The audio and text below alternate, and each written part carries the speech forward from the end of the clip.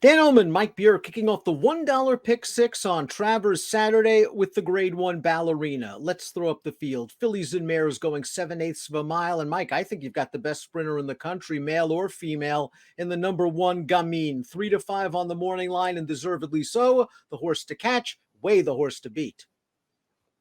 Yeah, I mean, she runs her good race in here, Dan. It's probably going to be game over for the rest of them. We'll see if she runs it. I guess you could argue that so far as a 4-year-old, she hasn't been quite as dazzling as she was at 3, but it's still, 3 for 3 with 3 easy wins. And we'll take a look at the Timeform U.S. Pace Projector. She won the test at Saratoga over course and distance in gate-to-wire fashion last year. Not only is she expected to be loose, but loose in a blue bar scenario favoring horses on or near the early lead. This is a very promising situation for Gamine. Yeah, I mean, it'll be interesting to see what happens then. I mean, she's going from the rail, who takes up the chase after her here and, tries to go with her early. I sort of felt like it almost had to be the 7 CC. I don't know about either the 2 or the 4 being fast enough. Well, let's watch Gamine's most recent start, the grade 2 Great Lady M. Last month at Los Alamitos, she was 1-5 in this race. She turns into the stretch with only about a 2-length lead. She quickly extends it to 10. She wins with a 98 buyer. And it's kind of scary when you win by 10 with a 98 buyer, and it may not exactly be your most promising start. Yeah, absolutely. She's a little bit late to change leads here, but she's just galloping away from this field. Again, it's 3 really easy wins for her so far this year, Dan, and 1 grade 1 over a couple of these same rivals. The races that she was running at 3 are better than the races she's run so far at 4. But this is really, it feels like her first big test. And I think she's going to show up and run her best race here. And if she does, she's probably just too good for these horses. Lake Avenue is a graded stakes winner around 2 turns as a 2-year-old. It looks like she's been reborn as an older horse sprinting at this 7/8 of a mile distance. She ran 3/4 last time out in the honorable miss. It was a good effort. Let's watch that race right now. She's in behind horses turning into the stretch, and she's going to alter course to the far outside. She's going to be beaten by Bell's the One, who is a very good late running sprinter, legitimate top horse in the filly and mare sprint division. Lake Avenue ran fine in this race, and the 6th place horse came back to upset the then undefeated Chubb Wagon at Parks with a 95 buyer. I mean, this was a good performance for her. She got a good trip, got a little bit of a jump on Bell's the One. Bell's the One just happens to be a quality dirt sprinter, and she couldn't hold her off. I liked her form since they've cut her back to sprint, Dan. She still hasn't run a race that's going to make her competitive with the favorite. Let's watch Casual's most recent race, the restricted shine again at Saratoga for trainer Steve Asmussen. We see her on the far outside in this race. There wasn't really a lot of pace going on in here. Buyer Ness snuck through down towards the inside while Casual had to go widest. Casual flattens out just a little bit late to be beaten a length. She has run several good races, but my issue is she seems kind of pace dependent, and if there's no one going after Gamine early, she could be in big trouble. Right. I mean, I guess we'll see if Gamine runs, some of the others out of this race. Casual can certainly come running late and pick up some pieces. I found it hard to make her the winner of this kind of a race, but maybe you could use her underneath. Our buddy Chad Summers would love to get a grade 1 placing with the number 4, Truth Hurts, who was 4th in the honorable miss, finishing behind Lake Avenue last time out. She was up close to the pace in that race. This is a very tough spot, as you see 50-1 on David Aragona's morning line. I mean, she's just hard to make a real case for in here. She got a great trip and ride from IRAD last time in the honorable miss, Dan, and she did her best with it. She just wasn't good enough for that field, and this field is way tougher.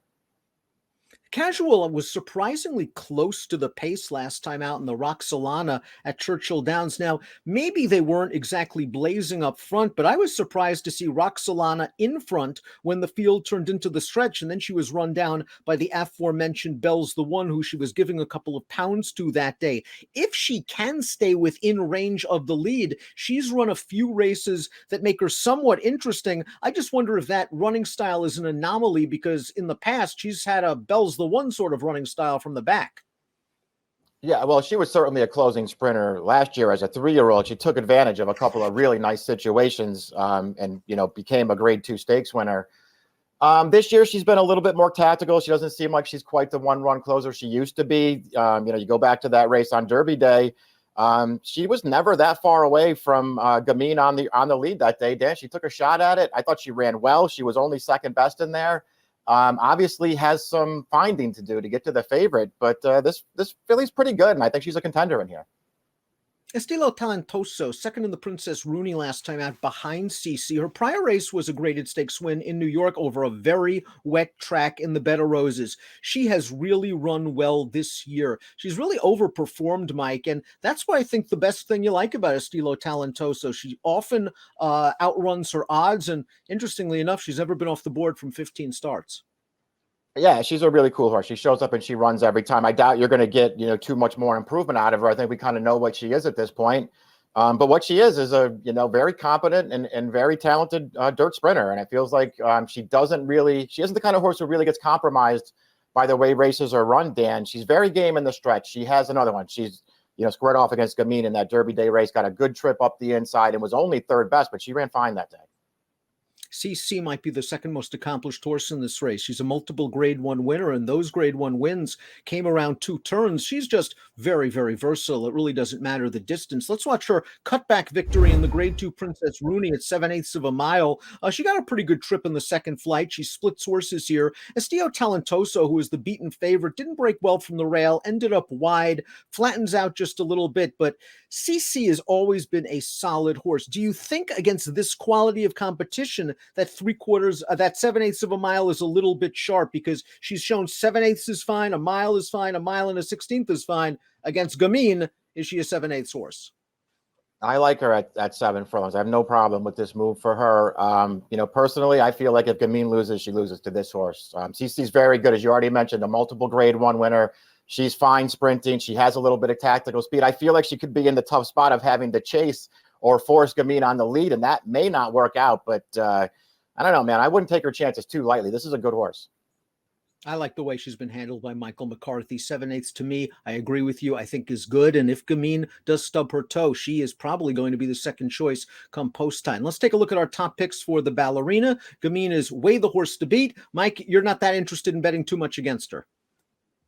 No, I just think she's too good for this horse, and I do think she's going to show up and run, one of her really good races on Saturday. If she does, she wins. I thought CC was the only one who could beat her.